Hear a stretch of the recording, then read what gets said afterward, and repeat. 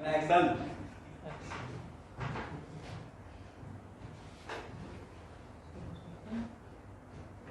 Okay student, तो आज हम लोग इलेक्ट्रोस्टैट का नेक्स्ट लेक्चर देखते हैं और आज हम लोग डिस्कस करेंगे equilibrium of symmetric geometrical point charge system. Okay, तो इस टाइप देखिए आज इसमें बहुत बढ़िया बढ़िया मैं ट्रिक आपको बताऊंगा जिससे आपका लाइफ इजी हो जाएगा। तो सबसे पहले symmetric geometrical point charge system का बात करते हैं। तो पहले सोचिए कि ज्योमेट्रिकल में सबसे पहले तो इक्विलैटरल ट्रायंगल आएगा स्टूडेंट, और इक्विलैटरल ट्रायंगल के बाद स्क्वायर आएगा, स्क्वायर के बाद रेगुलर पेंटागन आएगा, रेगुलर पेंटागन के बाद रेगुलर हेक्सागन आएगा, रेगुलर हेक्सागन के बाद रेगुलर हेप्टागन आएगा।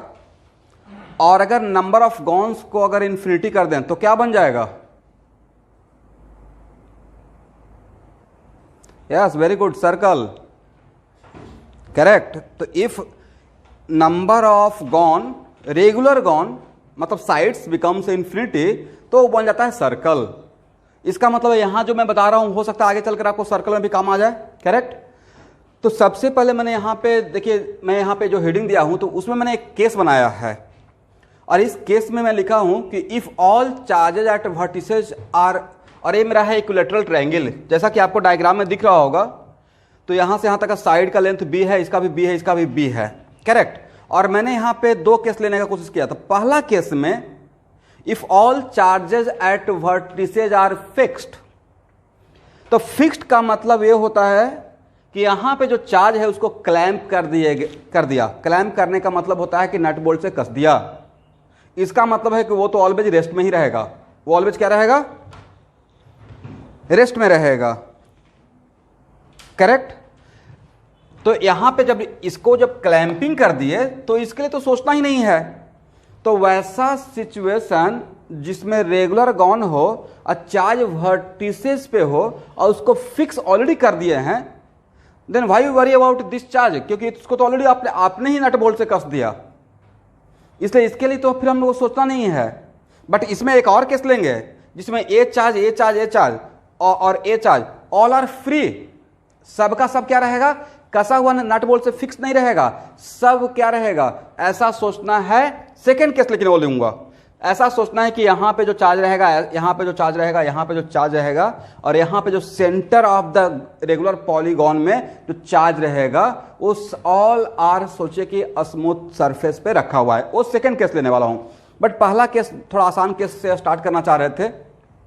तो फर्स्ट केस में मैं भी सपोज दैट कि all charges at vertices are fixed but Q is not fixed and it is centroid of the triangle.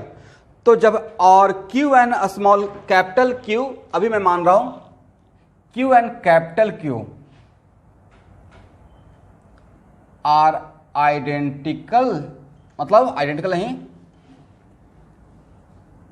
Same type. अब नेक्स्ट क्वेश्चन रहेगा sir different type. Same type का मतलब है कि बोथ आर पॉजिटिव और different type, मतलब वो दोनों पॉजिटिव भी हो सकता है या small Q and capital Q positive और नेगेटिव हो सकता है, बट उससे आंसर पे कोई फर्क नहीं पड़ेगा। तो पहले फर्स्ट केस लेते हैं कि सेम टाइप का है, मतलब बोथ आर पॉजिटिव। तो देखिए, तो इस केस में इसका नाम, इस कॉर्नर का नाम 1 दे दिए, इस कॉर्नर का नाम 2 दे दिए, इस कॉर्नर का नाम 3 दे दिए, और क्यू एंड क्यू, तो small Q is already fixed, clamping किया हुआ है। तो इसके लिए इस पे नेट फोर्स के लिए आपको जहां भी टर्म आएगा स्टूडेंट क्लैंप किया हुआ है, तो उस पे फिर नेट फोर्स के लिए आपको सोचने का रिक्वायरमेंट नहीं है। But capital Q is not clamped, it is just placed at the centre of the triangle. Okay, तो अब देखिए, अगर सेम टाइप रहेगा, लाइक चार्ज, लाइक अगर रहेगा, कौन लाइक रहेगा? Small Q and capital Q, तो इसके बीच में क्या होगा? रिपल्सन होगा, करेक्ट। इसके बीच में भी क्या होगा? रिपल्सन होगा, और इसके बीच में भी क्या होगा? रिपल्सन होगा। बट फोर्स ऑन 4, इसका नाम, मैं इस चार्ज का नाम 4 दिया हूं, इसका नाम 1 दिया हूं, इसका नाम 2 दिया हूं, इसका नाम 3 दिया हूं, and Q1, Q2, Q3 all are identical, but Q4 is not identical. Okay, तो force on 4 due to 3 and force on 4 due to 1 and force on 4 due to 2, इन तीनों का मैग्नीट्यूड डिफरेंट रहेगा या सेम रहेगा? ओके, सेम रहेगा। और इन तीनों फोर्स के बीच में एंगल क्या रहेगा?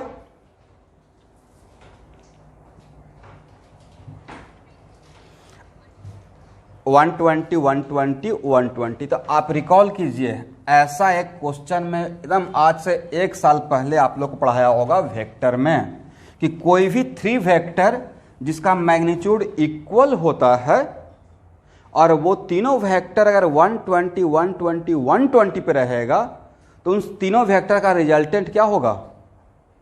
0 होगा। अगर यहां से भी कोई नहीं समझना चाह रहे हैं तो उनके लिए सिंपल सा ये बात है कि F42 का मैग्नीट्यूड और F41 का मैग्नीट्यूड एंड F43 का मैग्नीट्यूड ये क्या रहेगा? सेम रहेगा। इसका नाम F दे दिए। और अगर ऐसे सपोज करते हैं कि 3 फोर्स है, इसको 2 मेथड से, ऐसा मैं इसलिए कर रहा हूं कि इसमें जो बहुत वेरी बिगिनिंग लेवल से स्टार्ट करना चाहते हैं उनको हेल्प हो जाए। तो ए है F, ए है F मैग्नीट्यूड वाइज। मैं नहीं बोल रहा हूँ कि ए वेक्टर तीनों सेम है। ऑब्वियसली सेम कैसे होगा? मैग्नीट्यूड सेम है, डायरेक्शन तो अलग है, इसलिए मैंने यहाँ पे मैग्नीट्यूड लिखा है इन तीनों के बदले, इसके बदले, इसके बदले, इसके बदले। और आपको ये भी पता है तो इन दोनों का रिजल्टेंट क्या होगा?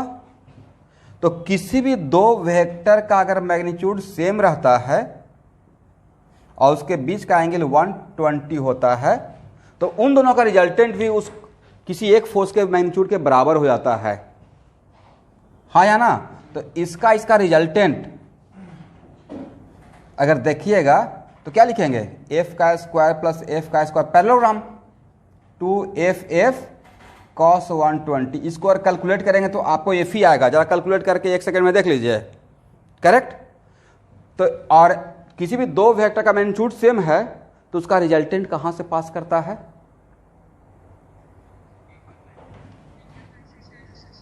तो एंगल। तो this is the resultant of what? F42 and F41 का ये मैग्नीट्यूड हो गया और उसका वैल्यू भी कितना के बराबर? F के बराबर। तो हम लोग क्या किए, और पैरेललोग्राम लॉ का ये ड्रॉबैक कहिए या डिसएडवांटेज कहिए कि पैरेललोग्राम लॉ से अगर किसी चीज को सॉल्व करते हैं तो एट ए टाइम 2 ही वेक्टर ले सकते हैं, करेक्ट? तो इन दोनों का रिजल्टेंट ए है जिसका वैल्यू F है। तो और इस वेक्टर और इस वेक्टर के बीच में कितना एंगल हो गया? इस वेक्टर और इस वेक्टर के बीच में एंगल तो 180 हो गया ना, AVF और AV। तो मैंने क्या किया कि इन दोनों का रिजल्टेंट निकाला, पहले इन दोनों का रिजल्टेंट निकाला और इन दोनों का जो रिजल्टेंट निकला उसको इसके साथ मैं ऐड करने का कोशिश कर रहा हूं। तो देखिए इन दोनों का रिजल्टेंट भी, तो इन दोनों वेक्टर का रिजल्टेंट F है और A, और दोनों के बीच एंगल कितना हो गया? 180। तो नहीं लगता कि E और A आपस में कैंसिल हो जाएगा, हाँ या ना? इसका मतलब है कि F43, F42 एंड F41 इन तीनों का रिजल्टेंट क्या रहेगा? 0। तो इसको तो मैं किस मेथड से सॉल्व किया? Parallelogram law, correct? अब पैरेललोग्राम लॉ में क्या किया कि 3 वेक्टर में से किसी 2 वेक्टर का रिजल्टेंट निकाले और उस जो रिजल्टेंट निकला उसको 3rd वेक्टर के साथ ऐड करने का कोशिश किए तो ऑटोमेटिक क्या हो गया? 0 हो गया। अब इसको एक मेथड से और भी आप सॉल्व कर सकते थे। आप लोगों को कल का PDF मिल गया था और कल का वीडियो मैं अपलोड आज कर दूंगा, ठीक है?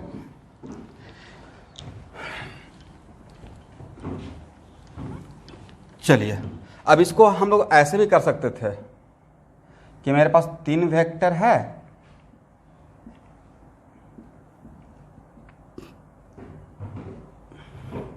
F43, ये हो गया F41 और ये हो गया F42। तो देखिए किसी वेक्टर को पैरेलल शिफ्ट करते हैं the vector will not change, correct? इसका मतलब है इस वेक्टर को पैरेलली शिफ्ट कीजिएगा तो वेक्टर चेंज नहीं होगा। इसको पैरेलल शिफ्ट कर दीजिए और इस वेक्टर को भी, तो ये क्या बन जाएगा F4 1, इसको भी पैरेलल शिफ्ट कर दीजिए, ये क्या बन जाएगा F4 3। और अब इसको देखिए, ये हो गया F4 1, ये हो गया F4 3 और ये हो गया F4 2। कोई भी 3 वेक्टर, इफ ये मैं पढ़ाया था polygon law of vector addition में, if n vectors are taken in order and if it form a close polygon then resultant of all these vector must be equal to what? 0, must be equal to 0।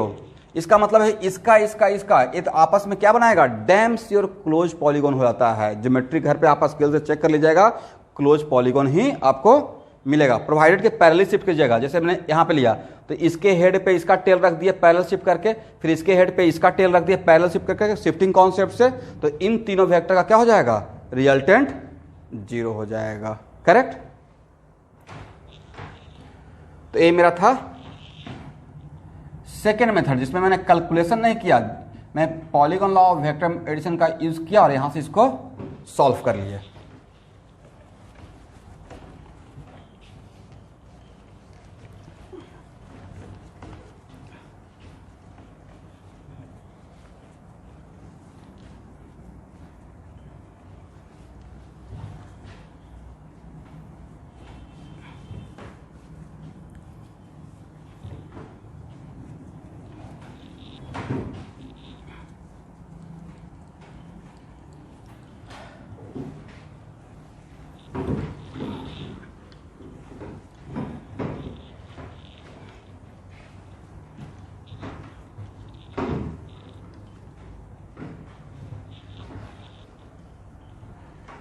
चलिए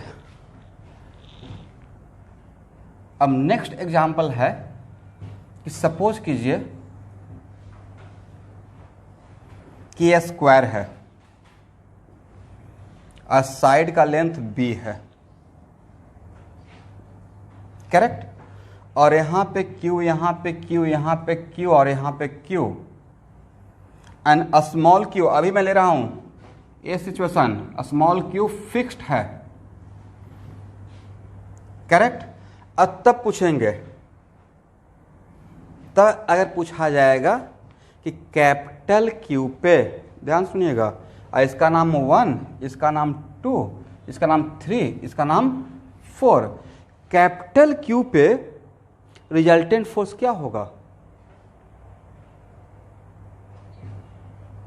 0। इसका नाम 5 दे देते हैं। इसका मतलब आप ये बोलना चाह रहे हैं force on 5 due to 1 plus force on 5 due to 2 plus force on 5 due to 3 और plus force on 5 due to 4 equal to what, बोला कीजिए 0। इसका और यहां पे मान लेते हैं कि एक एग्जांपल आपको ऐसे भी समझाने की कोशिश कर रहे हैं कि Q एंड Q उस केस में लिए थे आइडेंटिकल, इसमें लेते हैं Q and capital Q unlike charge, तब भी क्या रहेगा, but small q are fixed, point be noted, small q are क्या है, क्लैम्प्ड, मतलब फिक्स्ड है, तब इस पे नेट फोर्स क्या हो जाएगा, 0। इसको आप ज्योमेट्री से भी समझ सकते हैं, इसके कारण इस पे फोर्स किधर रहेगा, अगर अनलाइक रहेगा तो अट्रैक्शन, इस फोर्स का नाम क्या रहेगा, फोर्स ऑन 5 ड्यू टू 3, ये क्या रहेगा 1, ये क्या रहेगा फोर्स ऑन 5 ड्यू टू 4 और ये क्या रहेगा फोर्स ऑन 5 ड्यू टू 2। अब देखिए इसको ये कैंसिल कर देगा, इसको ये कैंसिल कर देगा, तो बहुत आसान था, क्योंकि इस वेक्टर इसके वेक्टर के बीच में एंगल कितना 180 और इस वेक्टर के बीच में भी एंगल कितना रहेगा 180 रहेगा। तो नेक्स्ट क्वेश्चन है कि सर तो ये तो बहुत ऑब्वियस सी बात है, ऑब्वियस सी बात नहीं है, यहाँ पे चीज़ें जितना आपको आसान लग रहा है एक्चुअली में उतना आसान नहीं रहेगा, थोड़ा देर में ही आप देख लीजिएगा, ठीक है। यहाँ तक तो आसान है, लेकिन अब बताइए यहाँ पे एक चीज़ देखिएगा, इसका एडवांटेज कैसे लेंगे। जैसे इक्वेशन, तो इक्वेशन सब लोग जानता है कि रेगुलर पॉलीगॉन में रहेगा, अगर कॉर्नर पे वर्टिसेस पे, रेगुलर पॉलीगॉन में वर्टिसेस पे कुछ चार्ज को अगर फिक्स, आइडेंटिकल चार्ज को फिक्स करते हैं और उस रेगुलर पॉलीगॉन के सेंटर पे अगर कोई भी अलग चार्ज पार्टिकल अगर डालते हैं तो centre of the regular polygon पे नेट फोर्स 0 ही रहेगा, बट उसका आपको एडवांटेज ऐसे लेना है।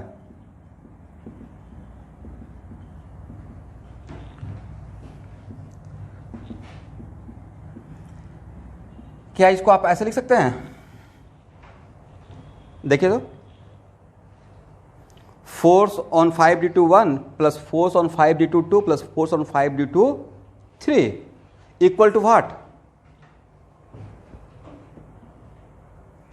यस, इसका मतलब है कि इन तीनों force, point to be noted, इन तीनों फोर्स का रिजल्टेंट का मैग्नीट्यूड किसके बराबर रहेगा?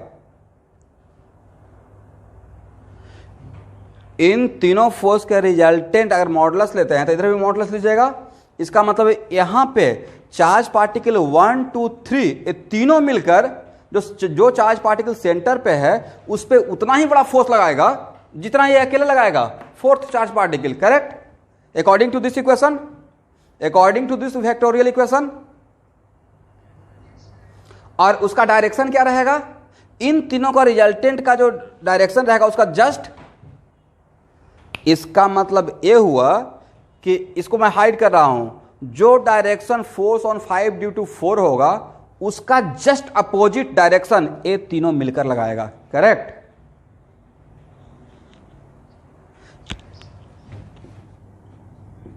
यस,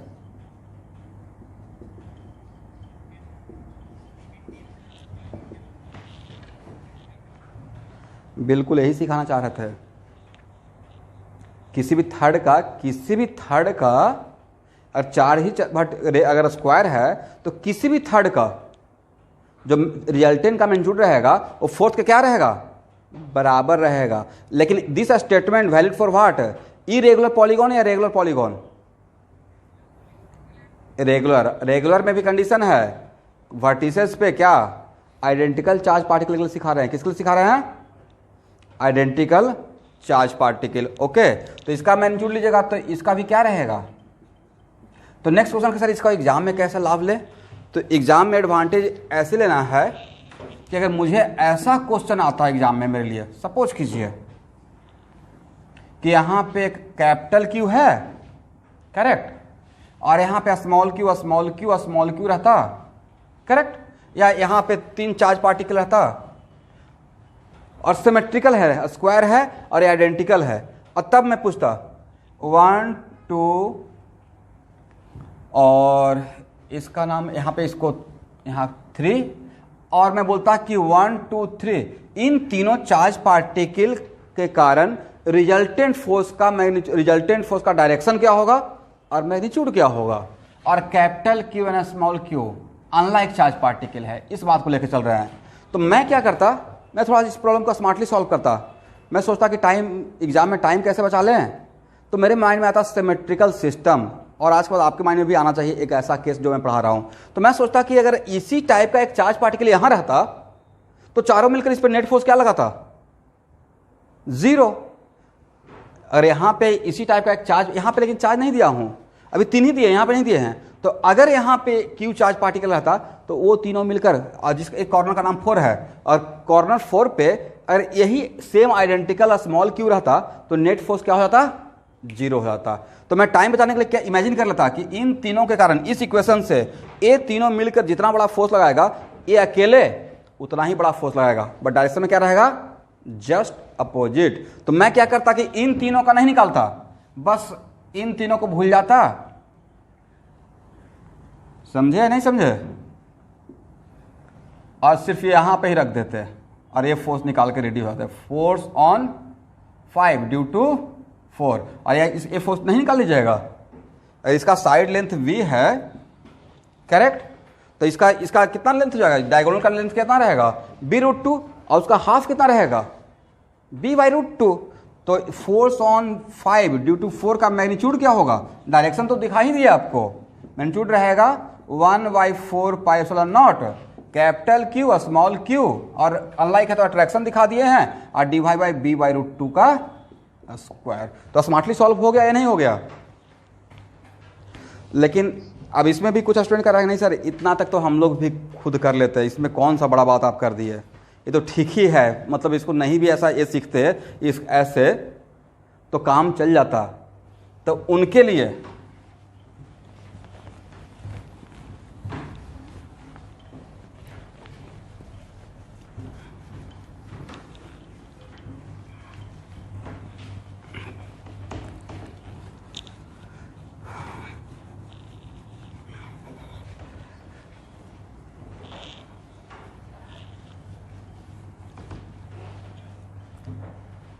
अब यहां देखिए,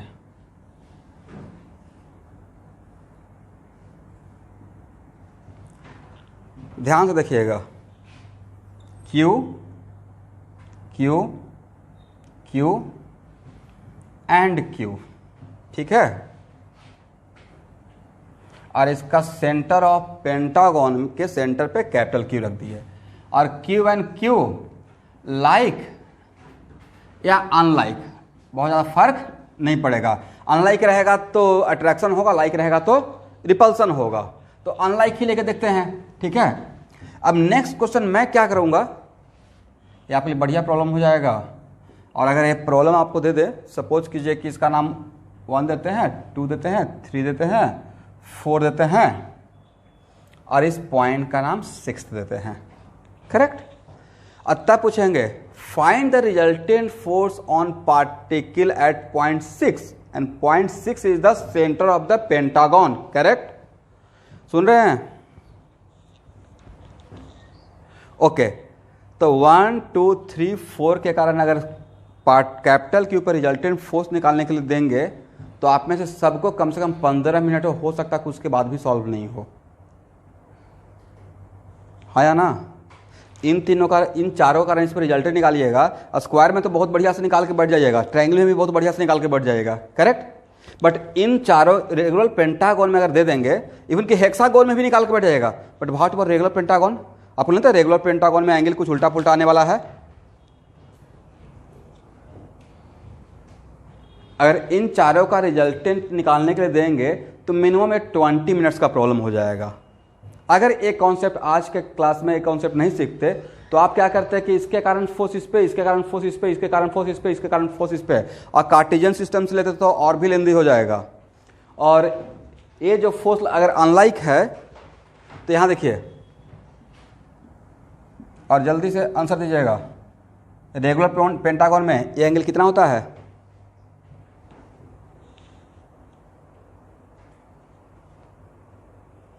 हेलो,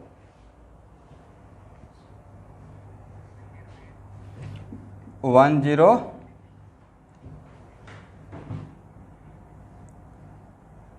और मान लेते हैं साइड लेंथ भी दे दी है, करेक्ट। तो आपको नहीं लगता कि एज 54 डिग्री हो जाएगा। और सपोज कीजिए कि अगर यहाँ पे तो ये अगर अनलाइक है तो ये अट्रैक्ट करेगा और ए भी अट्रैक्ट करेगा और ए भी अट्रैक्ट करेगा, करेक्ट, और ए भी अट्रैक्ट करेगा। तो इन चार फोर्स का रिजल्टेंट निकालना क्या मेरे लिए तो बहुत डिफिकल्ट जॉब है। आपके लिए क्या आसान था या डिफिकल्ट हो जाएगा? ये डिफिकल्ट हो जाएगा। और ये एग्जाम्पल में एच.सी. वर्मा के एग्जाम्पल में दिया हुआ है। एच.सी. वर्मा के जो इलेक्ट्रोस्टैट है ना, उसके एग्जाम्पल में प्रॉब्लम है। तो एक्चुअल में अब इसमें स्मार्ट वर्क क्या रहता, all small Q R fixed at the vertices of regular pentagon. तो अगर यहाँ पे आप स्मार्ट, और उसमें क्या रहेगा कि यहाँ से यहाँ तक का डिस्टेंस भी कुछ डी दिया हुआ है, स्मॉल डी या स्मॉल ए व्हाट एवर। तो एक्चुअल में इसमें अगर स्मार्टली अगर सोचते हैं कि ओके यहाँ पे इन चारों का निकालना तो डिफिकल्ट है, लेकिन अगर आप इसको उल्टा करके सोचते कि अगर इस पेंटागन का पॉइंट नोटेड, इस पेंटागन का 4 वेक्टर का, उसमें भी कार्टेशियन सिस्टम का आप यूज नहीं करने जा रहे, क्योंकि कार्टेशियन सिस्टम यहाँ पे और भी लेंदी हो जाएगा। फिर रेगुलर पैरेललोग्राम लॉ लगाइएगा तो 4 वेक्टर है, तो उसमें फिर क्या कीजिएगा, 2 का रिजल्ट निकालिएगा थर्ड से, फिर उन दोनों का रिजल्ट निकालिएगा तो फोर्थ के साथ करना पड़ेगा। तो कितना लेंदी हो गया, और इतना लेंदी आपसे पूछा नहीं जाएगा। यहाँ पे जो भी क्वेश्चन सेट किया जाएगा वो आपका कॉन्सेप्ट चेक करने के लिए कि आप एक्चुअली सिमेट्रिकल सिस्टम को कैसे सोचे हैं। तो एक्चुअल में यहाँ पे इमेजिन कीजिए कि if Q charge is present on fifth vertices, अगर क्यू चार्ज अगर यहां भी होता, जो कि नहीं है, बट अगर यहां होता तो अगर यहां पे होता तो सिचुएशन ऐसा होता, हाँ या ना?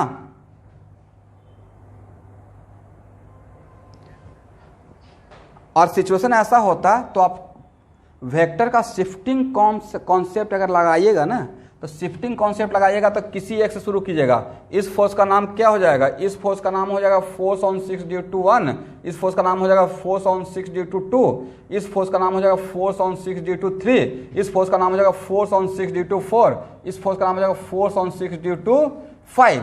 अब इसमें से किसी एक को अगर आप ऐसे करके चलते हैं, फोर्स ऑन 6 ड्यू टू 1 को अगर कांस्टेंट करते हैं और अब पैरेलल शिफ्ट करते हैं, तो इस वेक्टर को अगर इसके हेड पे, इस वेक्टर का टेल को अगर इसके हेड पे करेंगे, तो इस तरीके से अगर आप अरेंज करेंगे तो जो 5 वेक्टर मैंने आपको यहां पे बोला, वो सारा वेक्टर लास्टली एक रेगुलर पेंटागन बना देगा, एक क्लोज्ड रेगुलर पेंटागन। क्या बना देगा? Force on 6 due to 1, yes, force on 6 due to 2, force on 6 due to 3, force on 6 due to 4, और ये रहेगा force on 6 due to something like, मतलब ऐसे करके 6 due to 5, something like this. तो अगर रेगुलर पेंटागन बनाएगा तो यहाँ पे 5 वेक्टर है, और पांचों वेक्टर को अगर हम लोग पॉलीगॉन लॉ अगर लगाते हैं, तो पॉलीगॉन में क्या था कि एक वेक्टर का हेड दूसरे वेक्टर के टेल पे अगर ऐसे चलता है और अगर क्लोज बना दिया, तो उन सारे वेक्टर का रिजल्टेंट क्या हो जाएगा? 0 हो जाएगा। दैट्स वाई हम लोग यहाँ तो लिख ही सकते हैं force on 6 due to 1 plus force on 6 due to 2 और plus force on 6 due to 3। But मेरा पेंटागन के 4.4 वर्टिसेस पर ही 4 पार्टिकल था, फिफ्थ पे नहीं था, और उन चारों का ही फोर्स पूछा गया था। मैं उल्टा का काम कर रहा हूं, मैं ऐसा सोच रहा हूं कि अगर फिफ्थ पे भी रहता तो रिजल्टेंट फोर्स 0 होता, और उसके कारण मैं एडवांटेज लेने की कोशिश कर रहा हूं। This equal to what? 0। देखिए यही तो है कि वेक्टर के इक्वेशन को कैसे आप देखे हैं।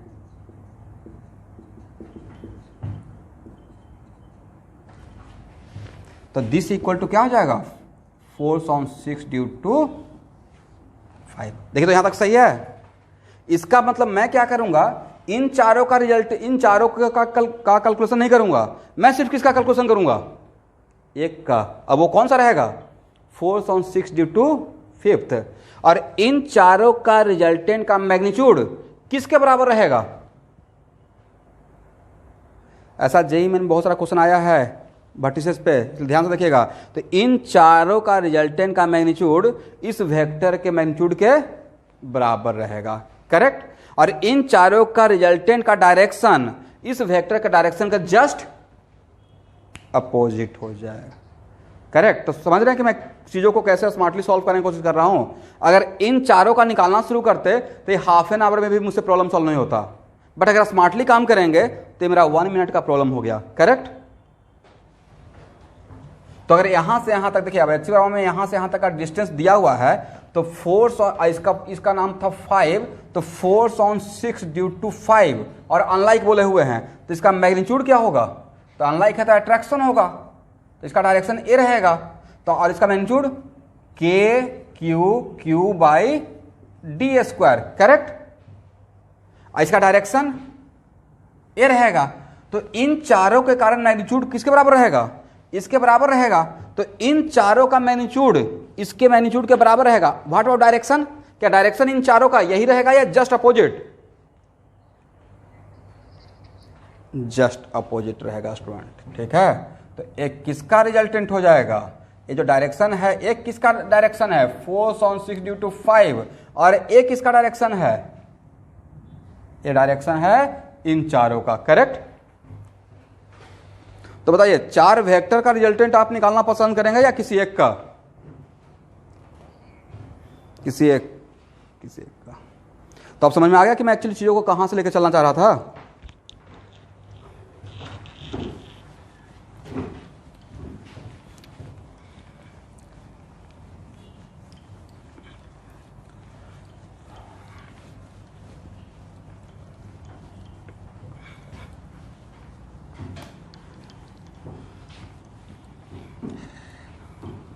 आज बिल्कुल रिलैक्स फील कर रहे हैं, अभी नहीं, टाइम का बाउंडेशन नहीं है। टाइम का बाउंडेशन रहने से परफॉर्मेंस ख़राब हो जाता है, तो उस लगता घड़ी देखते रहते हैं। अभी है कि जस्ट पढ़ाते रहना है, कोई भी प्रॉब्लम कुछ भी एक्स्ट्रा भी ले सकते हैं। ओके, अब सपोज कीजिए कि इसी एग्जाम्पल में ऐसे रहता,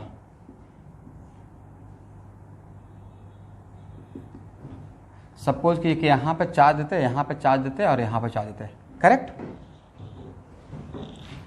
और रेगुलर पेंटागन है, और Q एंड कैपिटल Q, इसका नाम 1 दे दीजिए, इसका नाम 2 दे दीजिए, इस पॉइंट का 3, 4, 5, और सिर्फ 3 चार्ज पार्टिकल दिए हैं, ये नया ऑब्जेक्टिव। अब तब पूछते कि resultant force on this due to this, this and this equal to what. इन तीनों के कारण, अब देखिए मैं एकदम कंटिन्यूअस वर्टिसेस पे नहीं दिया हूं, मैं वर्टिसेस को छोड़ छोड़ कर दिया हूं।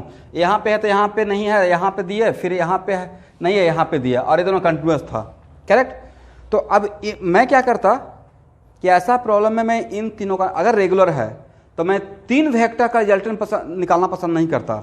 मैं क्या करता, मैं इसका उल्टा सोचता कि अगर यहां पे भी और यहां पे भी होता, करेक्ट,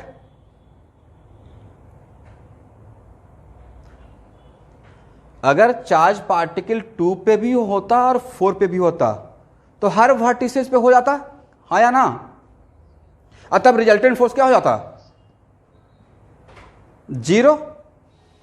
तब रिजल्टेंट फोर्स क्या होता, 0 हो जाता।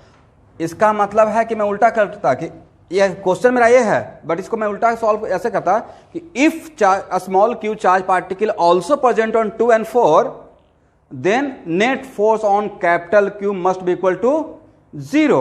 बट यहां पे जो स्मॉल q दिए हैं, पॉइंट टू बी नोटेड, अभी हम लोग केस फर्स्ट डील कर रहे हैं जिसमें charge on vertices are already fixed and charge at the center वो फिक्स्ड नहीं है, बट वर्टिसेज के चार्ज को मैंने क्या किया है, नट बोल्ट से कस दिया है, उसको क्लैंपिंग किए हुए हैं, उस केस को भी डील कर रहे हैं।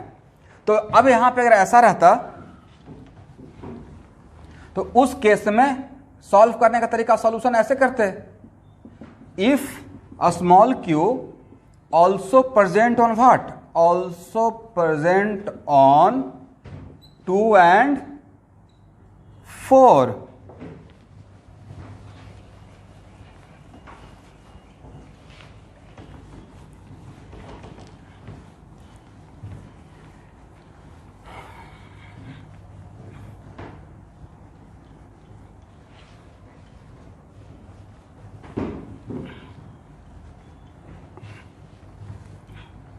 ओके, तब क्या करते हैं, फोर्स मैं ऑलरेडी मान लिया।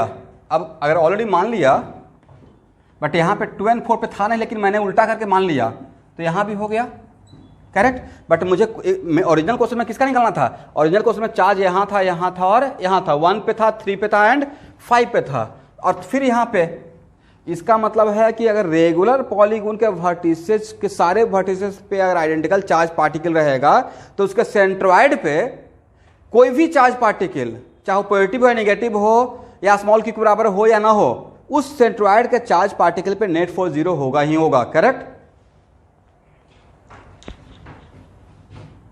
नहीं होगा तो बोला कीजिए। तो force on 6 due to 1 plus force on 6 due to 2 plus force on 6 due to 3 plus force on 6 due to 4 plus force on 6 due to 5 must be equal to 0। But point ये है कि हम लोग को तो 3 ही चार्ज पार्टिकल का निकालना था, किसका, 1 का, 3 का, 5 का। हम लोग को निकालने का क्या था, ए फोर्स और ए फोर्स, जिसको मैंने अंडरलाइन किया, उन तीनों का ही रिजल्ट निकालना था। तो कोई बात नहीं है, इसको आप ऐसे तो लिख सकते हैं, force on 6 due to 1 plus force on 6 due to 3 plus force on 6 due to 5 equal to what, force on 6 due to 2 plus force on 6 due to 4। और 2 वेक्टर का रिजल्टेंट तो आप निकाल ही सकते हैं फ्रॉम पैरेललोग्राम लॉ, करेक्ट। तो 2 यहां पे ए हो गया 2 और ए है 4, इन दोनों के बीच का एंगल कितना होगा, फर्स्ट, ये एंगल निकाल लीजिएगा, कितना, force on 6 due to 2 and force on 6 due to 4। जल्दी से बोलें, ए एंगल कितना है,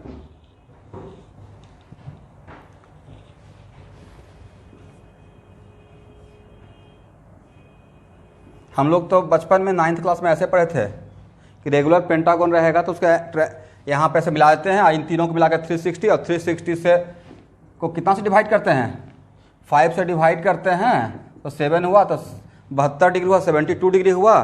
तो यहाँ पे A 72, तो ये भी कितना रहेगा, A 72, A 72, तो कितना हो जाएगा 72 इंटू 2 144। और क्या cos 144 का आप एंगल नहीं निकाल सकते हैं वैल्यू, ये तो ट्रिग्नोमेट्री में पढ़े होंगे, करेक्ट। ट्रिग्नोमेट्री में क्या 18 डिग्री का, जिनका सेवा बोर्ड के हैं जो एडवांस मैथ लिए थे 10th क्लास में, तो cos 18 डिग्री का भी हम लोग एंगल वैल्यू निकालते थे, cos 36 का भी निकालते थे, करेक्ट। तो cos 36 का निकालते हैं तो 36 का जस्ट डबल, क्या cos 72 72 का नहीं निकाल लेंगे, तो इसका मतलब cos 144 का भी निकाल सकते हैं। इसमें हम लोग को ट्रिग्नोमेट्री का टेबल देखने का रिक्वायरमेंट, जस्ट सिखाने के लिए रिक्वायरमेंट नहीं है। तो एक्चुअल में इन तीनों का ना निकाल के हम लोग इन दोनों का निकालेंगे, और इन दोनों का, और दो वेक्टर अब मिल गया, और दो वेक्टर का मैग्नीट्यूड अगर इक्वल है, force on 6 due to 2 and force on 6 due to 4 का अगर मैग्नीट्यूड इक्वल है तो उसका रिजल्टेंट भी तो बीच से पास करेगा। तो ये नहीं बोला हूं कि रिजल्टेंट इसके बराबर किसी के बराबर होगा, वो सिर्फ 120 के लिए है। तो ये हो गया resultant of this and this, और तो एक इसका रिजल्टेंट है इन दोनों का, तो इन तीनों का रिजल्टेंट का डायरेक्शन क्या रहेगा, इसके डायरेक्शन में रहेगा या इसका just opposite, yes just opposite. और मैग्नीट्यूड क्या रहेगा, लेंथ, और इसका लेंथ ऑफ डिफरेंट रहेगा, सेम रहेगा, सेम रहेगा, तो इसका वैल्यू हम निकाल लेंगे। अब इतना डिफिकल्ट नहीं आएगा, बट मैं एडवांस के पॉइंट ऑफ व्यू से भी सोच लिया। इसमें क्वेश्चन मेडिकल, इसमें अगर मुझे डिफ्रेंशिएट करना रहेगा कि सर मेडिकल का कौन सा लेवल और IIT जेईई में एडवांस का कौन सा लेवल, तो देखिए मेडिकल का लेवल रहेगा कि इसमें पेंटागन है तो चार्ज 4 वर्टिसेस पे चार्ज पार्टिकल रहेगा और एक पे मिसिंग रहेगा, तो एक पे मिसिंग रहेगा तो सिर्फ आपको एक वेक्टर का ही निकालना है। लेकिन अगर इसी को एडवांस लेवल का बनाना रहेगा तो 5 वर्टिसेस है, 3 पे देंगे या 2 पे मिसिंग कर देंगे, दैट्स वाई कि थोड़ा आप ज़्यादा वर्क कीजिए, करेक्ट। हाँ ना, कुछ नहीं बोलते हैं। समझ में आ गया कि मैं क्या सिखाने की कोशिश कर रहा हूं।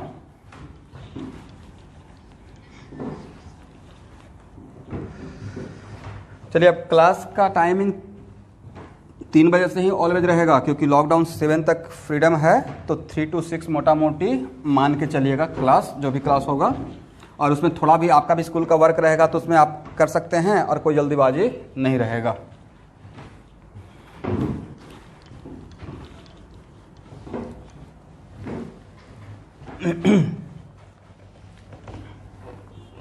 चलिए, तो इस टाइप का प्रॉब्लम तो अब आप सॉल्व कर लेंगे।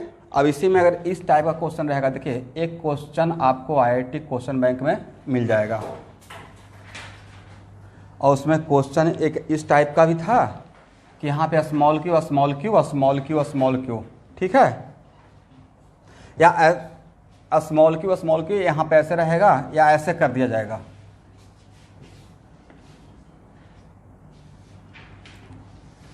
करेक्ट। ए हेक्सागोन है, रेगुलर हेक्सागोन, और कैपिटल क्यू, और इस पे अगर नेट फोर्स पूछा जाएगा तो कैसे निकालिएगा। और इसका अगर नाम 1 देंगे 2 देंगे, एक बार आप लोग बस बोल दीजिए 3 4 5 एंड 6, तो आप इस क्वेश्चन को सॉल्व करने का क्या तरीका लेंगे।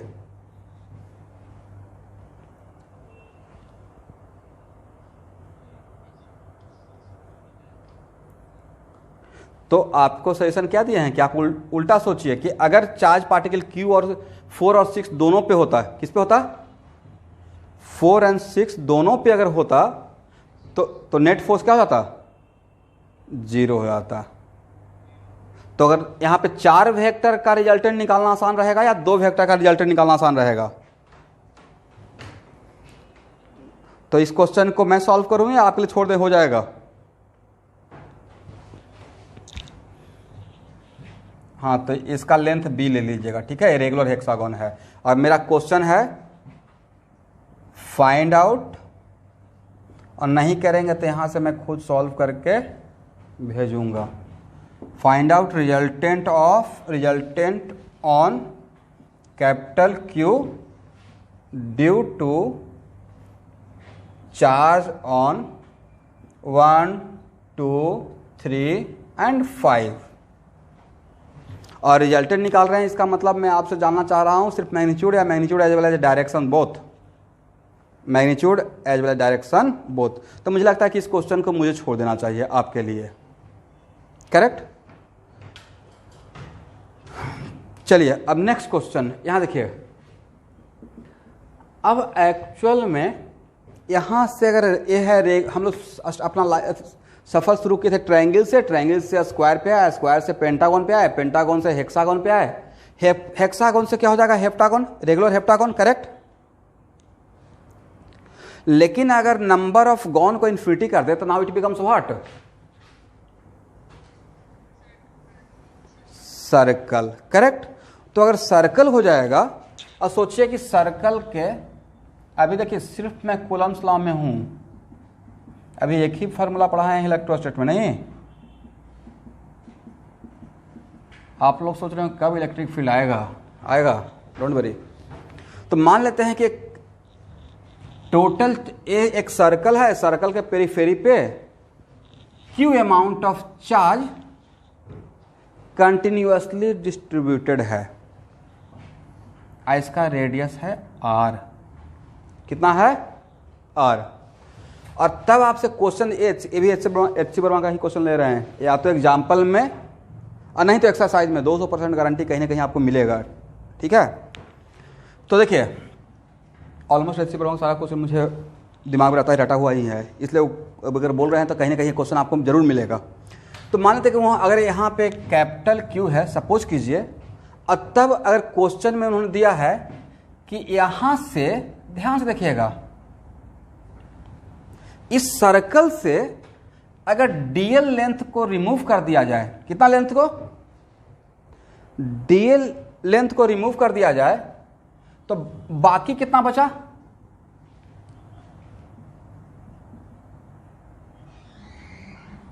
बाकी तो पेरिफेरी इतना ही बचा ना, देखिए तो बाकी कितना, बाकी जो बचा पेरिफेरी सरकमफ्रेंस, वो कितना बचा, 2 पाई आर माइनस डीएल।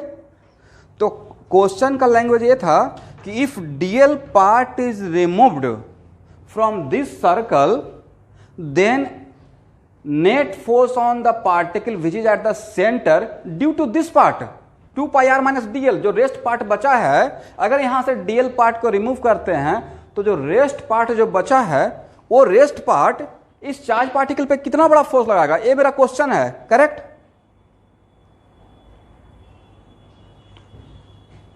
तो अब इसको सॉल्व करने का तरीका, तो इन्होंने इस पार्ट के कारण रिजल्टेंट फोर्स पूछा। तो बी आर स्मार्ट पीपल या you are also smart people, तो हम लोग क्या करेंगे, हम लोग इसका उल्टा करेंगे। उनका क्वेश्चन था कि यहां से डीएल हटा के दिए, हम लोग क्या करेंगे, हम लोग डीएल बैठा देंगे और इसको ऐसे सॉल्व करेंगे कि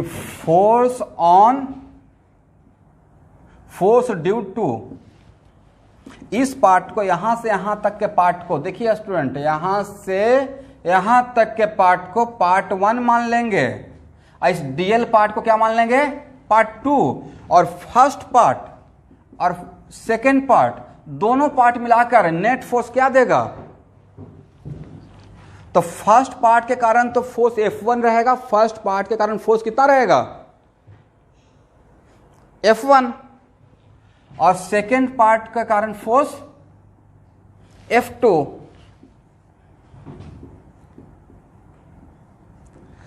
तो नेक्स्ट क्वेश्चन के साथ सेकेंड पार्ट को आप DF2 क्यों लिख दिए, बढ़िया तो था F2 लिख रहे थे, मैं DF2 क्यों लिखा, क्योंकि सेकेंड पार्ट में DL है, क्या है, और DL का मतलब समझते हैं ना, यहां देखिएगा, DL का मतलब बहुत दिन से नहीं बोले हैं, एक बार बोल लेते हैं।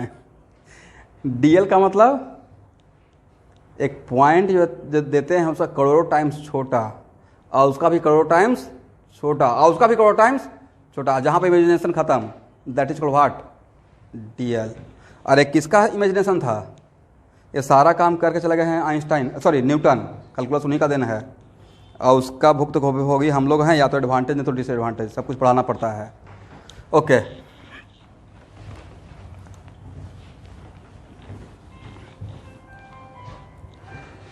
तो अब यहाँ पे तो एक्चुअल में this and this equal to what, 0, तो हम लोग क्या करेंगे, F1 इक्वल टू क्या निकाल लेंगे, माइनस DF2। यहाँ से यहाँ तक निकालना मेरे लिए डिफिकल्ट है, बट इसका निकालना आसान है। इसका निकालना आसान इसलिए है क्योंकि ए डीएल का जो डीएल में जो चार्ज रहेगा just behave like a point charge, DL में जो चार्ज रहेगा just behave like what, point charge.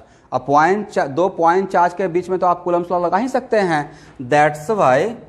तो नेक्स्ट क्वेश्चन कि sir how much amount of charge on this DL, how much amount of charge on this DL, तो कल ही तो पढ़ाए थे यूनिटरी मेथड। अगर लाइन पे चार्ज है तो वहां से हम लोग क्या करते हैं, और अगर इनफॉर्मली डिस्ट्रीब्यूटेड है तो पहले एक टर्म यूज करते हैं, चार्ज पर यूनिट लेंथ। क्या यूज करते हैं, चार्ज पर यूनिट। तो यहां पे चार्ज कितना था, Q by, charge per unit length कितना है, Q बाई 2 पाई R। तो इस डीएल लेंथ में स्टूडेंट जो चार्ज होगा उसका नाम dq दे देंगे, और ये कितना रहेगा, लैम्डा इंटू डीएल। तो dq कितना हो गया, Q by 2 pi R into what, dl। और यहाँ पे मेरा कैपिटल Q है और यहाँ पे मेरा dq है, और इसके बीच में डिस्टेंस कितना है, R। और अगर सपोज कीजिए कि Q एंड Q, मान लीजिए Q एंड Q जैसा भी देख लीजिएगा, अगर लाइक चार्ज पार्टिकल है तो यहाँ पे जो रहेगा वो जो फोर्स ऑफ रिपल्सन रहेगा, और इसका नाम हम लोग DF2 दिए हुए थे। तो इस DF2 का मैग्नीट्यूड क्या रहेगा, इस DF2 का मैग्नीट्यूड रहेगा K का मतलब 1/4 pi epsilon not, K capital Q dq और divided by what, R square. And DF2 का मैग्नीट्यूड कितना हो जाएगा, K Q और dq कितना, Q by 2 pi R into what, DL और डिवाइडेड बाई R स्क्वायर। तो यही तो आंसर रहेगा। तो मैग्नीट्यूड किसके कितना बराबर हो जाएगा, मैग्नीट्यूड इसके बराबर हो जाएगा। लेकिन एक्चुअल में हम लोग DL के कारण फोर्स निकालना था या 2 pi R minus DL part के कारण निकालना था, कौन से पार्ट के कारण निकालना था, ड्यू टू DL पार्ट या ड्यू टू दिस पार्ट, तो ड्यू टू। तो इसका मैग्नीट्यूड, यस इसका मैग्नीट्यूड DL के मैग्नीट्यूड के बराबर रहेगा जो जितना DL लगाएगा, but what about direction, just opposite. तो ए जो फोर्स रहेगा वो एक किसका डायरेक्शन रहेगा, F1, और एक किसका डायरेक्शन रहेगा, इसका मतलब ये हुआ कि कैपिटल Q पे F1 according to this diagram F1, और ये क्या रहेगा, DF2। इसका मतलब देखिए कितना इंटरेस्टिंग है नहीं, इसका थोड़ा सा इसका अंदर में थोड़ा आप जाइएगा और डेप्थ में सोचिएगा, तो सोचिए एक छोटा सा पार्ट DL इस बड़े पार्ट के फोर्स, जितना ये पूरा बड़ा पार्ट मिलकर जो फोर्स लगा रहा है, उन सारे फोर्स को अकेले छोटा सा पार्ट क्या कर दे रहा है, काउंटर कर दे रहा है। क्या कर रहा है, काउंटर कर रहा है। तो नेक्स्ट क्वेश्चन कि सर ऐसा क्यों हो रहा है, हो सकता है कि मन में एक क्यूरियोसिटी होगा, सर ऐसा कैसे हो गया, तो इतना बड़ा पार्ट था वो छोटा सा पार्ट था, ऐसा क्यों हो गया। तो उसको समझने के लिए आप इसको ऐसे भी समझ सकते हैं,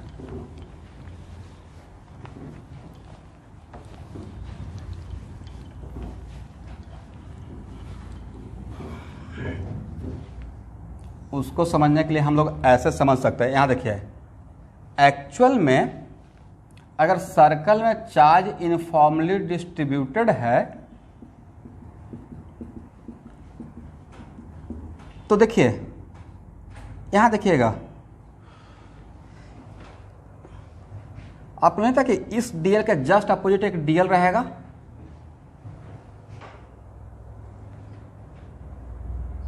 सब लोग यहां कॉन्सेंट्रेट होकर जब पूछते हैं तो बोला कीजिएगा, इस डीएल के जस्ट अपोजिट एक डीएल रहेगा। तो अगर कैपिटल Q स्मॉल क्यू दोनों लाइक चार्ज पार्टिकल है, तो इस पे ये डीएफ एक इधर डीएफ लगाएगा, तो ये भी तो एक इधर डीएफ लगाएगा। इसका मतलब है कि जब in case of uniformly charge ring एकदम डायमेट्रिकली अपोजिट, ये क्या है डायमेट्रिकली अपोजिट, वैसे ही डायमेट्रिकली अपोजिट हर डीएल का एक अपोजिट डीएल रहेगा, करेक्ट। हर डीएल का क्या रहेगा, एक अपोजिट डीएल रहेगा। तो डायमेट्रिकली अपोजिट डीएल एक दूसरे को क्या करते रह चला जाता है, counter cancel. That's why actual में जो क्वेश्चन हम लोग लिए थे कि यहां जो डीएल को अगर हटा देते हैं तो इस डीएल का अपोजिट डीएल तो ये था, करेक्ट। तो यही तो, इसका ही तो सिर्फ फोर्स बचा हुआ था, हाँ या ना। इस डीएल का अपोजिट डीएल ये था, तो इसका ही फोर्स शायद बचा हुआ रहेगा, बाकी डीएल तो आपस में खत्म कैंसिल हो गया था, करेक्ट। दैट्स वाई, अब समझ में आ गया पूरा पिक्चर। किसी को डाउट? ओके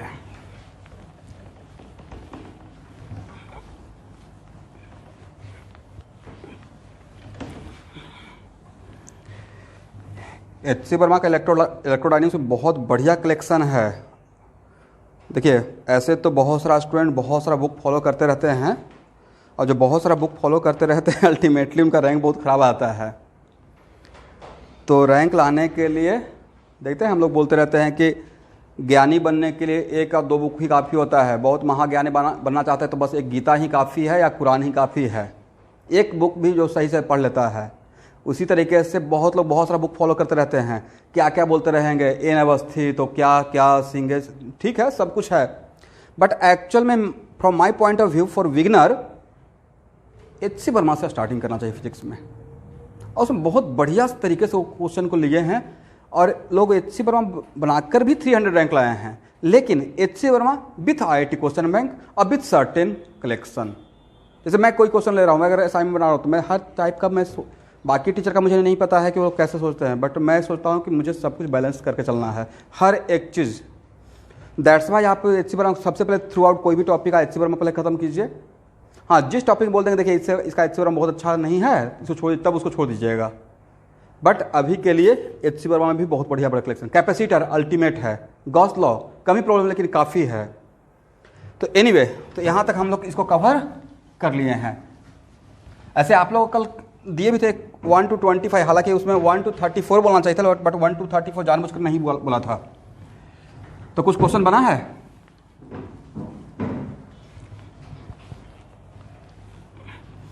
अब चलिए, अब मैं सेकेंड केस पे आ रहा हूं, और सेकेंड केस है, फिर से ट्रायंगल से शुरू करते हैं।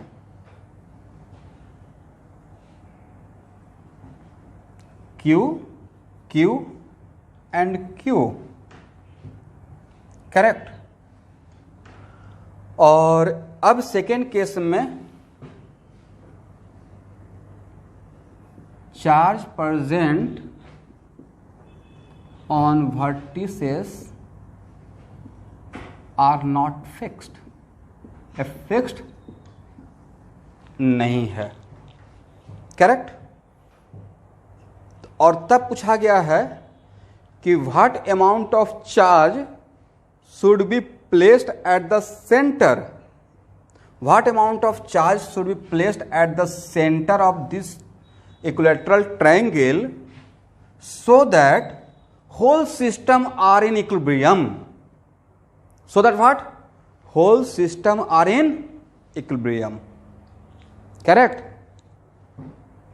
इसका मतलब ये हुआ स्टूडेंट कि ये जो स्मॉल क्यू है वो बिल्कुल फ्रिक्शन लेस ऐसे स्मूथ सरफेस पर रखा हुआ है, उसको फिक्स नहीं किया गया है। और क्वेश्चन है कि यहां पे अगर इस कैपिटल क्यू का वैल्यू क्या होना चाहिए, और ये नोन है स्मॉल क्यू, और बी का वैल्यू नोन है, ध्यान से सुनेंगे। तो इस कैपिटल क्यू का वैल्यू क्या होना चाहिए, that's why her charge particle अपने आप में इक्विलिब्रियम में रहे। All charge particle should be in what, बोलिए, इक्विलिब्रियम।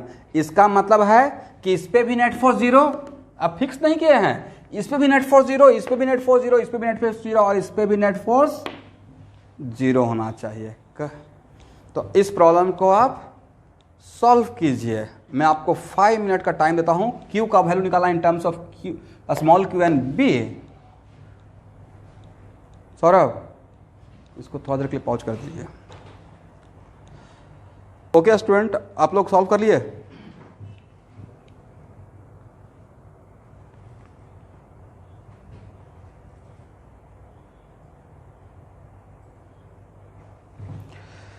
चलिए, कितना आंसर आया है?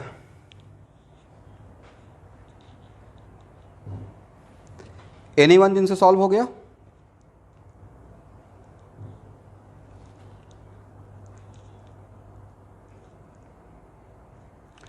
चलिए, इस क्वेश्चन को मैं सॉल्व करता हूं। Now concentrate. देखिए, सबसे पहला चीज, फर्स्ट पॉइंट, कि मेरा जो थ्री जो चार्ज पार्टिकल है वो रेगुलर मतलब इक्विलैटरल ट्रायंगल के वर्टिसेस पे है। तो अगर 3 चार्ज पार्टिकल इक्विलैटरल ट्रायंगल के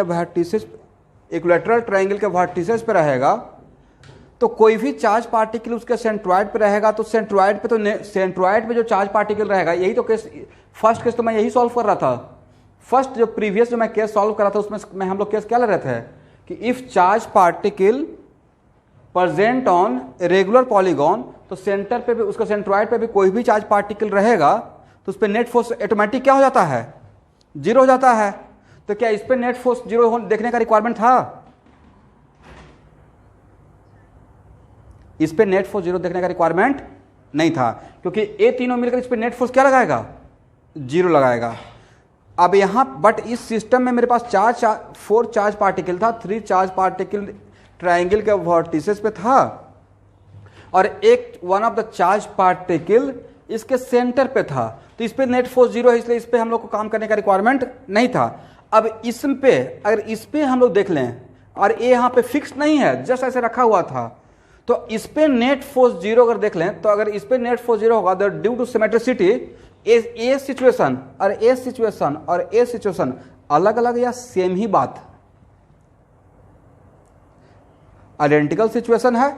दैट्स वाई अब इस पे नेट फोर्स जीरो होने के लिए तो इस पे कौन कौन फोर्स लगा रहा है? तो इस पे फोर्स लगा रहा है स्टूडेंट ए चार्ज पार्टिकल और ए चार्ज पार्टिकल, और तीनों चार्ज पार्टिकल मिलाकर इस पे नेट फोर्स क्या होना चाहिए? Zero, correct. बट ए और ए आइडेंटिकल चार्ज पार्टिकल है, तो इन दोनों के बीच में क्या होगा? Force of repulsion. तो मैंने यहां पे 2 फोर्स दिखाया, एफ और एफ। ये जो फोर्स था, ये जो एफ दिखाया, due to this charge particle on this, इसका रिपल्सन का इसी लाइन के लॉन्ग रहेगा, इसका रिपल्सन का इसी लाइन के लॉन्ग रहेगा। तो दोनों का मैग्नीट्यूड अगर सेम रहेगा तो इन दोनों का रिजल्टेंट कहां से पास करेगा?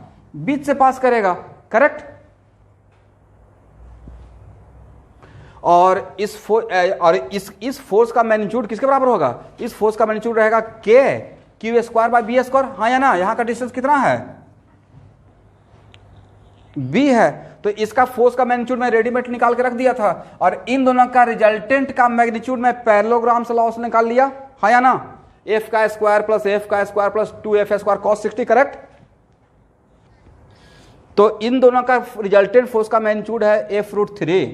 अब यहां पे आ जाइए, तो इन दोनों का रिजल्टेंट फोर्स एफआर है, इन दो फोर्स का, और उसका डायरेक्शन है ए, एफआर। तो अब बताइए, अब ये अगर इस पे नेट फोर्स जीरो होना है तो इस फोर्स को काउंटर करना पड़ेगा, करेक्ट। और इस फोर्स को काउंटर करने के लिए अगर इसका चार्ज का नेचर अगर सेम हो गया, तब ए भी तो इस पर रिपल्सन का फोर्स इसी डायरेक्शन में लगा देगा, तो क्या कभी जीरो हो पाएगा? नहीं हो पाएगा। इसका मतलब इसका नेचर क्या रहना चाहिए? जस्ट अपोजिट होना, अनलाइक होना चाहिए, अट्रैक्शन इसका मतलब होना चाहिए, करेक्ट। दैट्स वाई इसका इस एफ आर का वैल्यू और एक कैपिटल की जो इस पे फोर्स लगाएगा, दोनों का मैग्नीट्यूड डिफरेंट होना चाहिए, सेम होना चाहिए।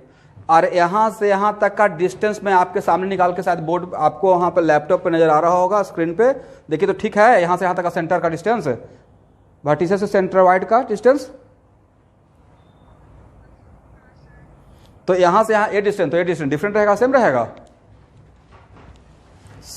तो देखिए दिस फोर्स, ये कौन सा फोर्स है, F R, correct. This force equal to क्या लगा दिया, फोर्स ऑफ अट्रैक्शन का मैग्नीट्यूड। तो इसका मैग्नीट्यूड और इसका मैग्नीट्यूड डिफरेंट रहेगा, सेम रहेगा, मैग्नीट्यूड सेम रहेगा, बट ये जो फोर्स लगाएगा उसका डायरेक्शन क्या होना चाहिए, जस्ट अपोजिट। तो इसका मतलब आगे के क्लास के लिए, आगे के प्रॉब्लम के लिए मैं आपको रेडी कर रहा हूं कि आज के बाद इस टाइप का प्रॉब्लम जिसमें रेगुलर पॉलीगॉन पे अगर आइडेंटिकल चार्ज पार्टिकल है तो सेंट्रॉइड पे चार्ज पार्टिकल का नेचर, जो वर्टिसेस पे चार्ज पार्टिकल है वही बिल्कुल आइडेंटिकल और पॉजिटिव रहेगा, या जस्ट अपोजिट नेचर का सेंट्रॉइड पे चार्ज पार्टिकल रखना पड़ेगा ऑल सिस्टम को इक्विलिब्रियम में रखने के लिए। मुझे अंदर से एक ऐसा इंट्यूशन आ रहा है कि जस्ट शायद अपोजिट होना पड़ेगा, करेक्ट। आप लोग को लग रहा है नहीं, मुझे तो यहां से लग रहा है कि शायद जस्ट अपोजिट रहने से ही ऐसा हो पाएगा, क्योंकि हर बार तो कुछ ऐसा ही मिलने वाला है, करेक्ट। तो मैंने क्या किया, पहले मैंने मैग्नीट्यूड को इक्वल किया, अब मैग्नीट्यूड इक्वल किया, बट यहां से मुझे इंट्यूशन आ गया था कि हम लोग अगर इस यहां पे ये डैम से इसको अट्रैक्ट करेगा तभी इसको काउंटर हो पाएगा। तो मैग्नीट्यूड इक्वल कर दिए, तो सॉल्व करने के बाद क्यू का मैग्नीट्यूड कितना आया, स्मॉल क्यू बाई रूट 3 कितना आया, बट इसका साइन इसका साइन सेम रहेगा या जस्ट अपोजिट। तो मैंने यहां पे क्या लगा दिया, निगेटिव साइन लगा दिया, ठीक है ना। नेगेटिव की साइन क्यों लगाया, क्योंकि मैंने अट्रैक्शन यहां पे दिखाया, क्या दिखाया, अट्रैक्शन। तो मुझे लगता है कि ये बढ़िया क्वेश्चन था, करेक्ट। इसमें कोई भी चार्ज पार्टिकल फिक्स्ड नहीं था, इसको ऐसे समझिए, कितना बढ़िया से सोचना कि सारा चार्ज पार्टिकल जो 4 चार्ज पार्टिकल था, 3 identical charge particle at the vertices of equilateral triangle, वो भी फ्री था, और जो सेंट्रॉइड पे था वो भी फ्री था। बट सेंट्रॉइड के लिए तो हम लोग कोई टेंशन है ही नहीं, क्योंकि सेंट्रॉइड पे जो रहेगा वो आइडेंटिकल वर्टिसेज रेगुलर पॉलीगॉन में उस पर ऑलरेडी नेट फोर्स 0 होते ही रहता है। अब चलिए एक क्वेश्चन मैं आपको सॉल्व करके दिखाया, कौन सबसे फास्ट सॉल्व करके दिखाते हैं। ए है मेरा square, Q Q Q Q, identical 4 charge particle are at the vertices of a square and all are free, not fixed. Then what is the value of capital Q which is at the center of a square so that whole system are in equilibrium। और जैसे ही बोलते हैं whole system are in equilibrium, इसका मतलब जितना भी charge particle है सब पे नेट फोर्स 0, सेंट्रॉइड पे जो रहेगा उस पे भी नेट फोर्स 0, और चारों स्क्वायर के कॉर्नर पे रहेगा उस पे भी net force 0, net force 0, net force 0 and net force 0। तो सॉल्व कीजिए, टाइम स्टार्ट। तो ओके स्टूडेंट, इस क्वेश्चन को हम लोग सॉल्व कर रहे हैं, जिनसे सॉल्व नहीं है उनके लिए। तो देखिए सबसे पहले मैं क्या सोच रहा हूं कि इस पे तो नेट फोर्स ऑलवेज 0 रहेगा ही रहेगा, यही तो मेरा केस फर्स्ट था कि कोई भी identical charge particle regular polygon के वर्टिसेस पर रहेगा तो जो सेंटर पर रहेगा उस पर नेट फोर्स 0 रहेगा, तो उस पर नेट फोर्स 0 देखने का रिक्वायरमेंट नहीं है। लेकिन इस पे नेट फोर्स 0 देखें या इस पे नेट फोर्स 0 देखें, इस पे नेट फोर्स 0 देखें या इस पे नेट फोर्स 0 देखें, अगर इस पे नेट फोर्स 0 होता है तो ड्यू टू सिमेट्रिसिटी इस पे भी नेट फोर्स 0 होगा, इस पे भी नेट फोर्स 0 होगा और इस पे भी नेट फोर्स 0 होगा। तो अगर अब इस पॉइंट पे जो चार्ज पार्टिकल है स्मॉल क्यू, इस पे कौन कौन सा चार्ज पार्टिकल फोर्स लगा रहा है, 4 चार्ज पार्टिकल, जिसमें 3 चार्ज पार्टिकल ये है और एक कैपिटल क्यू रहेगा, तो कैपिटल क्यू को मैं अभी नहीं लिया हूं। इन तीनों के कारण फोर्स ऑफ रिपल्सन होगा, करेक्ट, हाँ ना। तो ये जो रिपल्सन का फोर्स लगाएगा उसका मैग्नीट्यूड मैं F1 नाम दे रहा है। देखिए ये F1 F1 सेम फोर्स नहीं है, डायरेक्शन अलग है, मैग्नीट्यूड सिर्फ लिखे हैं। तो इसका मैग्नीट्यूड अगर इस पे F1 है तो इसका मैग्नीट्यूड भी तो F1 रहेगा, और इसके ये जो लगाएगा उसका नाम मैं दे रहा हूं क्या है, F2।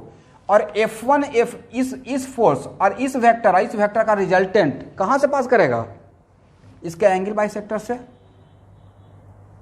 और इसका इन दोनों का रिजल्टेंट और इसका डायरेक्शन अलग डायरेक्शन या सेम डायरेक्शन हो जाएगा। इसमें तो कोई शक नहीं है आप लोग को, सेम डायरेक्शन हो जाएगा। और इन दोनों का रिजल्टेंट पैरेलल लॉस लगा लिए, निकाल लिए, देखिए तो ठीक है। This is the resultant of what, this vector and this vector, this is the resultant of this vector and this vector. तो रिजल्टेंट कितना, f1√2। तो देखिए f1√2 और f2 को मैं सेम लाइन पे ले लिया, और f1√2 और f2 के बीच में एंगल 0 है, तो कि आज के बाद किसी भी दो वेक्टर के बीच में एंगल 0 है तो उस वेक्टर का रिजल्टेंट निकालिए वेक्टोरियल मेथड से, या उसका मैग्नीट्यूड को एक साथ जोड़ दीजिए। तो if two vectors having same direction, कोई भी दो वेक्टर, आज के बाद ये बहुत जगह काम में आएगा, देख लीजिएगा, दो वेक्टर का अगर डायरेक्शन 0 रहता है, सॉरी डायरेक्शन सेम रहता है, तो a प्लस बी का मैग्नीट्यूड कोई बोले और a बोले, सेम होगा या नहीं होगा?